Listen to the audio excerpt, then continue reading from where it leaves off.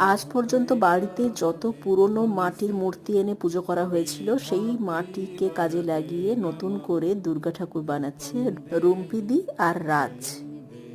আসলে রুম্পিদির মায়ের হাঁটুতে ব্যথা, সে কারণে হেঁটে উনি প্যান্ডেলে যেতে পারেন না, মায়ের পুজো দিতে পারেন না, আর মাকে বরণ করতে পারেন না। সে কারণে নিজেদের মায়ের কথা ভেবেই রুম্পিদির অন্যান্য বোনেরাও মাটির ঠাকুর গড়ে, নিজেদের মতো করেই বানায়, যে যেরকম পারে। আপাতত কাদা দিয়ে তো পুরো স্ট্রাকচারটা তৈরি করা হয়ে গেছে। রাজ তার উপরে সবার প্রথমে সাদা ফেব্রিক কালারটা দিয়ে দিচ্ছে। এটা শুকিয়ে গেলে এর ওপর এক একটা রং পড়বে, স্কিন কালার পড়বে। তারপর সমস্ত রং দিয়েই তৈরি করা হবে ব্লাউজের ওপর ডিজাইন করা হবে।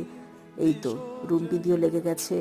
সারা দিনে অফিসের কাজ সামলে এসে রাত্রিবেলাতে এদের এই সমস্ত শিল্পকলা চলতে থাকে। অনেক রাত অবধি বসে বসে এরা এটা বানায়। মায়ের জন্য এটা তাদের বিশেষ ভাবনা।